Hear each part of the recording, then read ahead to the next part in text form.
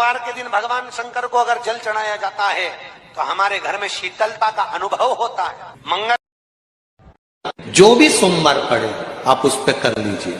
एक बात बहुत ध्यान दीजिएगा, अगर कहीं नौकरी नहीं लग रही है, सर्विस नहीं है, नौकरी नहीं है और आप कई बार इंटरव्यू दिया है, एग्जाम में बैठ भी गए, कंपटीशन एग्जाम में भी बैठे हो और अगर नहीं हो रहा, कंपटीशन एग्जाम क्लियर नहीं हो रहा या सीए का एग्जाम है या अन्य चीजों की पढ़ाई आप कर रहे हैं या कहीं नौकरी के लिए अप्लाई कर रहे हैं, नहीं हो रहा, 5 शमी पत्र, कितने जम के बोलो जरा, 5 शमी पत्र, 5 बेल पत्र, 5 मूंग के दाने, काय के दाने, मूंग, 5 मूंग के दाने, 5 सफेद पुष्प, कोई भी सफेद पुष्प जो आपको मिल जाए, शिव जी को समर्पित कर कर 1 लोटा पानी, नाम और गोत्र बोलकर, और जिस एग्जाम में बैठ रहा हो, जिस कंपटीशन एग्जाम में बैठ रहा हो, उसका स्मरण कर कर आपको छोड़ना है। जिस व्यक्ति पर कर्जा बहुत ज्यादा मात्रा में हो जाता है और कर्जा चूकता नहीं है, में अगर कोई श्रेष्ठ वृक्ष माना गया है तो वो बट का वृक्ष माना गया। कर्जा मुक्ति के लिए सारे वृक्षों में अगर कोई श्रेष्ठ वृक्ष माना गया है तो वो बट का वृक्ष माना गया महाराज। इसलिए प्रशासनिक कार्य के लिए, मानसिक टेंशन में, परेशानियों में बटकेश्वर महादेव का स्मरण किया जाता है। और यदि निवेदन करूंगा, बहुत ज्यादा यदि आपको कर्जा हो गया है, बहुत ज्यादा कर्जा हो गया और वो कर्जा चूक ही नहीं रहा, तो थोड़े दिन बड़ के पेड़ के नीचे आप बटकेश्वर महादेव के लिए 1 लोटा पानी, उसमें थोड़ा सा पिसा हुआ चावल पीस के गला लेना चावल को और पीस लेना, पीस के उस पानी में मिला लेना और मिलाकर उसमें थोड़ी सी हल्दी पिसी हुई डालकर बटकेश्वर महादेव के नाम से बड़ के पेड़ के नीचे अपनी कामना कर कर जो कर्जा हुआ है उस कर्जे का भान देते हुए, स्मरण देते हुए छोड़ दीजिए महाराज। 2 या 3 सोमवार एक ही जगह पर करना, 3 सोमवार बाद वहीं से बड़ के पेड़ की थोड़ी सी जड़ उठा लाना और उस जड़ को एक कोई धागे में बांधकर या तो अपनी गले में डाल लो या अपनी जेब में पटक लो, उसको थोड़े दिन पटक कर रखना, लगभग 2 से 3 महीना पटक कर रखो। वो जड़ जैसे बड़ का पेड़ विस्तार होता है, पानी गिरे ना गिरे, जल वृष्टि हो ना हो, गर्मी पड़े ना पड़े, उसको कोई फर्क नहीं पड़ता, बड़ का वृक्ष आप रूप फैलता जाता, उसकी जड़ें अपने आप प्रबल होती है। उसी तरह ये बटकेश्वर महादेव कहीं से भी अगर जड़ आपके पास में रखी है 1 महीना, 2 महीना, 3 महीना तक, तो ये जड़ अपने आप लक्ष्मी को पकड़कर खींच कर लाती है और कर्जे से मुक्त कर दे। बटकेश्वर महादेव का स्मरण सुख का देना हो। सोमवार को 3 नियम बना लो। जिस दिन मेरा भोले बाबा तुम पर कृपा कर दे, उस दिन सोमवार का एक नियम बना कि महीने का 1 सोमवार मुझे ऐसा करना है, 3 नियम धारण करना है महीने के सोमवार को। पहला, सुबेरे जाकर शंकर भगवान को 1 लोटा जल चढ़ाना है। दूसरा, दोपहर के समय पर जाकर मुझे बेलपत्री के वृक्ष के नीचे एक चावल का दाना रखकर बेलपत्री की 7, 11, 21, 108, 51 जितनी परिक्रमा आप लगा सकते हो वो लगाना है। और तीसरा, बेलपत्री के वृक्ष के नीचे और शंकर के मंदिर के दरवाजे पर मुझे 1 घी का दीपक लगाना है। बस ये 3 नियम जिसने महीने में 1 बार ले लिया, समझ लो उसको पीछे हटने की जरूरत ही नहीं, वो आगे ही बढ़ेगा। महीने के किसी 1 सोमवार का ऐसा नियम बना लो कि मुझे 3 नियम धारण करना है। महीने के किसी भी 1 सोमवार को हम ये नहीं कहेंगे कि तुम सोमवार 5 पढ़ रहे हैं तो 5 को करो, 4 पढ़ रहे हैं तो 4 को करो, 3 पढ़ रहे हैं तो 3 को करो। तुम तो महीने का 1 सोमवार का नियम बना। और मेरी जीजियों से, मेरी बेटियों से, जो विदेश में रह रही हैं, जो कहीं बाहर रह रही हैं, कहीं बड़े शहर में रह रही हैं, जो रोज मंदिर नहीं जा सकते, हर किसी महीने के एक सोमवार को भी ये नियम निर्धारण कर सकते, तो उनसे कहेंगे कि 3 महीने में एक सोमवार का नियम बना लो। 3 महीने में नहीं बना सकते तो 6 महीने में एक सोमवार का नियम बना लो, और 6 महीने में नहीं बना सकते तो 1 साल में एक सोमवार का ऐसा नियम बना लो कि मैं साल का एक सोमवार ऐसा रहूंगी कि सुबह सोमवार के दिन मंदिर में जाकर जल चढ़ाऊंगी, दोपहर में जाकर बाबा को एक अक्षत का दाना रखकर, अक्षत का मतलब है कि बाबा मेरी दिनों दिन उन्नति करना। बेलपत्री के वृक्ष के नीचे जो अक्षत रखा जाता है वो उन्नति के लिए रखा जाता है। शंकर के शिवलिंग पर जो अक्षत रखा जाता है वो रोग मुक्ति के लिए रखा जाता है। अशोक सुंदरी पर जो अक्षत रखा जाता है वो संतान प्राप्ति के लिए रखा जाता है। षडानंद कार्तिकेय की ओर जो अक्षत रखा जाता है वो हमारे बच्चों की सुख समृद्धि के लिए रखा जाता है। विनायक की ओर, गणेश जी की ओर जो अक्षत रखा जाता है वो हमारे घर में कोई मंगल कार्य आ जाए उसके लिए रखा जाता है। और जो पीठिका होती है जिसपे शिवलिंग रखा होता है, पार्वती जी का हस्तकमल, उस पर अक्षत रखा जाता है तो नारी के अखंड सौभाग्य के लिए रखा जाता है। अक्षत रखने का भी तरीका है। नंदी हमको प्रेरणा देता है। शंकर भगवान के मंदिर में जो नंदी की स्थापना होती है शिव मंदिर के बाहर, वो हमको प्रेरणा देता है कि इधर उधर ना झांकते हुए शंकर पर दृष्टि लगा लो, वो तुम्हारी सृष्टि बदल देगा, वो तुम्हारी जिंदगी बदल देगा। वो नंदी सीख। पर हमारी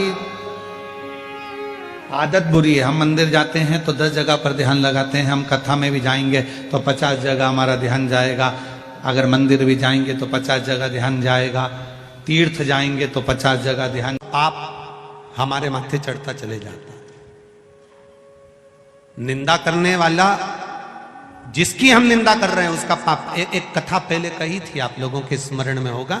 एक राजा को एक बीमारी लग गई, पूरा शरीर टपक रहा, गिर रहा, पूरा शरीर टपक रहा, गिर रहा, बड़ी भयंकर बीमारी, गल गल कर शरीर नीचे गिर रहा था।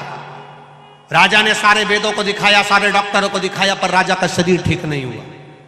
आखिरी में राजा ने विचार कर अब करूं तो करूं क्या। गुरु जी के पास गया, गुरुदेव मेरे शरीर में एक रोग लग गया, शरीर टपक टपक कर जमीन पर गिर रहा है, गुरुदेव मेरा शरीर गल रहा है, गुरुजी आप बताओ कुछ अच्छा बता दीजिए। गुरुजी ने कहा, राजन तेरा शरीर गिर रहा है? हाँ। टपक रहा है? हाँ। शरीर गल रहा है? हाँ। राजन तेरा भाई था ना, वो तो मर गया, भाभी कहां है? घर में। राजन एक काम कर, जहां जिस कक्ष में तेरी भाभी सोती है उस कक्ष के बाहर रात्रि के समय पर जाकर दरी बिछाकर सोना चालू कर दे। किसी को बताना मती, किसी को बोलना मती, किसी से कुछ कहना मती, बस भाभी के कमरे के बाहर जाकर सोना चालू कर दे। ठीक है महाराज, इससे अच्छा हो जाऊंगा? बिल्कुल अच्छा हो जाएगा, जा सो। अब गुरु जो बताता है बड़ा विचित्र बताता है। दुनिया के लोगों को भले लगता है क्या शंकर जी को जल चढ़ाने से ऐसा हो सकता है, क्या बेलपत्र चढ़ाने से ऐसा हो सकता है, क्या धतूरा चढ़ाने से ऐसा हो सकता है, क्या शहद चढ़ाने से ऐसा हो सकता है, क्या चावल का दाना चढ़ाने से ऐसा हो सकता है, क्या शंकर जी के मंदिर में सफाई करने से, शिव जी के मंदिर को धो देने से शंकर के मंदिर को साफ कर गया, उसके कमरे में जाकर सोता है। भाई मर गया और राजा भाभी के कमरे में जाकर सो रहा है। एक दासी ने दूसरी से कहा, दूसरी ने तीसरी से कहा, तीसरी ने चौथी से कहा, चौथी ने पांचवी से कहा। बात पूरे नगर में फैल गई। लोग राजा को गालियां देने लगे, अपशब्द कहने लगे, ताना देने लगे, आड़ा टेढ़ा कहने लगे, कोसने लगे, खूब अपशब्द कहने लगे। राजा धीरे धीरे धीरे धीरे राजा का शरीर अच्छा होते चले गया, राजा का शरीर ठीक होते होते चला गया। राजा एक नारियल लेकर, श्रीफल लेकर गुरुजी के पास पहुंच गया। गुरुजी, किसी डॉक्टर की दवाई नहीं लगी, किसी वेद की औषधि नहीं लगी, केवल भाभी के कमरे के बाहर सोने से मेरी बीमारी ठीक हो गई। कैसे हो गई? गुरुजी ने कहा, राजा तेरा पाप बहुत बढ़ गया था, उस पाप को समाप्त करने के लिए तेरी निंदा करवाना प्रारंभ करी, तेरी बुराई करवाना प्रारंभ करी। दुनिया के लोगों ने जब तुझे गाली देना चालू करा, अपशब्द कहना चालू करा, बुराई करना चालू करा, निंदा करना चालू करा, तो तेरा रोग, तेरी बीमारी अपने आप समाप्त हो गई। तेरा रोग मिट गया, तेरी बीमारी समाप्त। तुम देखना, अपने अपने घरों में देखना, बहू का घुटना दुख है, बहू की कमर दुख है, बहू की पीठ दुख है, बहू का सिर दुख है, बहू का हाथ दुख है, बहू का पांव दुख है, और 70 साल 80 साल की डोकरी का कुछ नहीं दुख है। लिंग में प्रथम ज्योतिर्लिंग सोमनाथ, जहां पर चंद्र कुंड है, जिस सोमनाथ जी के पास में भगवान शंकर के उस धाम के पास में भगवान कृष्ण भी आकर अपने प्राणों को त्यागना चाहते हैं, क्योंकि वहां से मैं मुक्त हो जाऊंगा, संसार के सारे बंधन छूट जाएंगे। ऐसे सोमेश्वर महादेव का स्मरण किया गया। भगवान अर्धनारीश्वर भगवान, जब इंसान को मृत्यु का समय नहीं मालूम कि कब मरेगा, तो पूजन का समय क्या पूछना।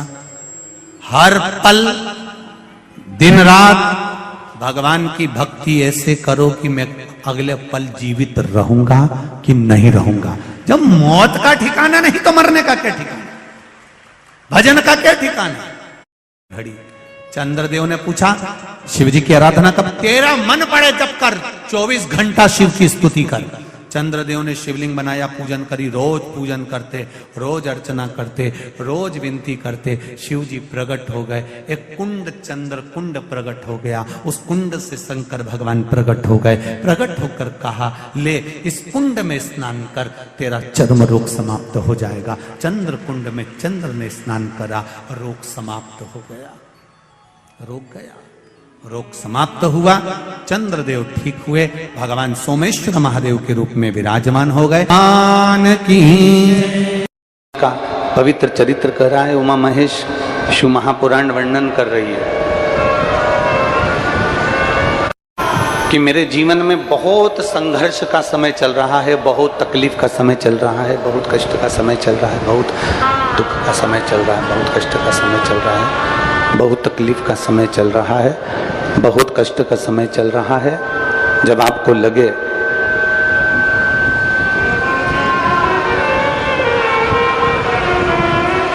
जब आपको महसूस होने लगे कि बहुत कष्ट का समय है, बहुत तकलीफ का समय है, बहुत कष्टप्रद समय चल रहा है, शिव महापुराण की कथा कहती है 2 बेलपत्र,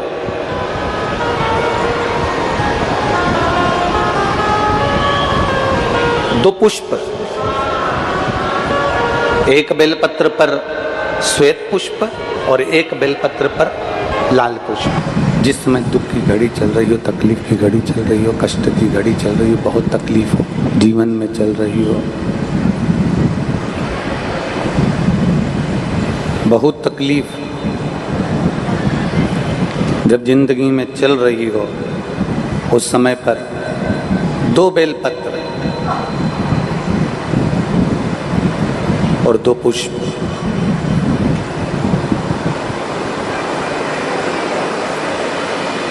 दो बेलपत्र और 2 पुष्प। एक पुष्प लाल लेना है, एक पुष्प लाल लेना है और एक पुष्प श्वेत लेना है। जो लाल पुष्प वाला बेलपत्र है उसको अशोक सुंदरी वाली जगह पर समर्पित करना है, और श्वेत पुष्प वाला जो बेलपत्र है, सफेद पुष्प वाला जो बेलपत्र है, उसको भगवान शंकर का जो शिवलिंग है, भगवान शिव का जो शिवलिंग है, उस पर समर्पित करना।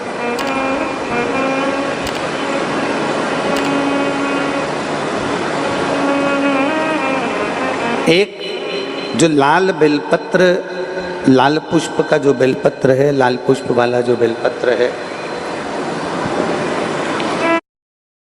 अशोक सुंदरी वाली जगह पर, और श्वेत पुष्प का जो बेलपत्र है वो सफेद पुष्प वाला बेलपत्र भगवान शंकर के शिवलिंग पर समर्पित। अपने दिल की कामना अपने मन से बाबा से प्रार्थना करो, अपने हृदय से भगवान शिव को कहो और दिल से देवादिदेव महादेव को कह कर आओ, दिल से, हृदय से।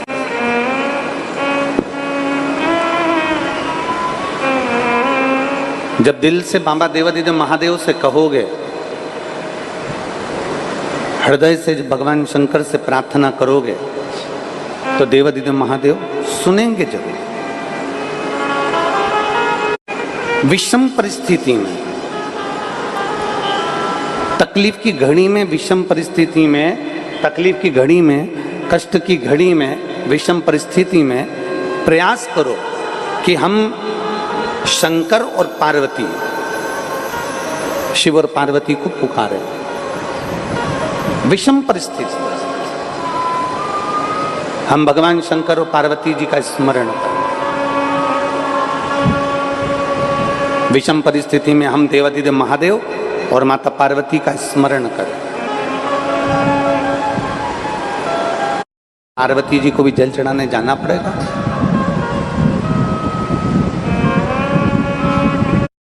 के लिए जाना है। शिव महापुराण की कथा कहती है, आप अगर हृदय रखकर जड़ ध्यान देंगे, जैसे ये शिवलिंग है, ये जलाधारी है, और अगर आप हृदय रखकर, जब हम देवादिदेव महादेव को जल चढ़ाते हैं, शंकर जी को जल चढ़ाते हैं, और वहीं जल चढ़ाते चढ़ाते आप अशोक सुंदरी वाली जगह अर्थात माता पार्वती जी का हस्तकमल और अशोक सुंदरी वाली जगह पर भी अपने जल को थोड़ी सी धार लगा देते हैं, तो शंकर और पार्वती दोनों को ही वो जल समर्पित हो जाता है। वैसे तो शिव महापुराण की कथा ये कहती है कि केवल एक देवादिदेव महादेव को जल चढ़ा देने से, शिव महापुराण की कथा कहती है केवल एक देवादिदेव महादेव को जल समर्पित कर देने से 33 कोटि देवता, चाहे फिर उसमें गणेश जी हों, कार्तिकेय जी हों, जगदम्बा अम्बा हो, चाहे नवग्रह देवता हो, चाहे पंचलोकपाल हो, षोडश मातृका हो, 64 योगनियाँ हो, सारे देवी देवता उस शंकर भगवान के शिवलिंग में विराजमान हैं। तो शिव महापुराण की कथा कहती है, जब हम एक लोटा जल, जैसे हमने दूसरे दिन की कथा में एक बात कही थी कि अपने पितृदेव, अपने कुल देव, अपने ग्राम देव, अपने स्थान देव, अपने नगर देव, किसी भी देवता का अगर हम स्मरण कर रहे हैं और हमको नहीं मालूम कि हमारा कुल देवता कौन है, हमें नहीं मालूम हमारी कुल देवी कौन है, हमें नहीं मालूम हमारे पितृ कौन है, हमें नहीं मालूम कि हमारे स्थान देवता कौन से हैं, हमें नहीं मालूम कि हमारे खेड़े के देवता कौन से हैं, तो शिव महापुराण की कथा कहती है एक लोटा जल जब हम देवादिदेव महादेव को समर्पित करते हैं तो सारे देवताओं को वो जल प्राप्त हो जाता है और सारे देवता मिलकर हमारा कल्याण कर देते हैं। तुमरुका जी का घोड़े का मुंह है, शरीर सुंदर है, मनुष्य का है। देव ऋषि नारद जैसी वीणा है उनके हाथ में, एक हाथ में करताल है, वो तुमरुका जी।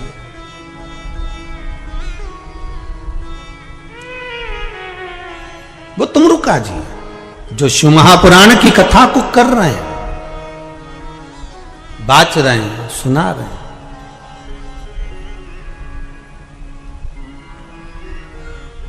अब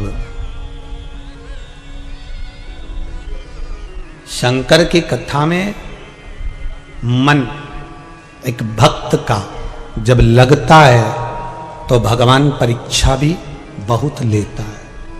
बहुत ध्यान देना, भक्त जब भगवान की ओर झुक जाता है, भक्त जब भगवान का हो जाता है, भक्त जब भगवान की ओर समर्पित हो जाता है, तब भगवान अपने भक्त से खेलना चालू कर देता है। तब भगवान अपने भक्त से थोड़ा थोड़ा खेलता है। मैं भक्त से भगवान थोड़ा आनंद लेता है, परीक्षा लेता है। एक बार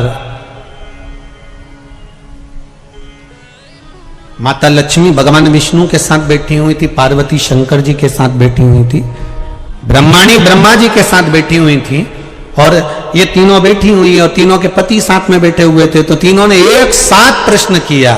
लक्ष्मी जी ने भगवान विष्णु से, माता पार्वती जी ने शिव जी से, ब्रह्माणी ने ब्रह्मा जी से, तीनों ने एक साथ प्रश्न किया कि ये बताओ प्रभु, आपको सबसे ज्यादा प्रिय कौन है?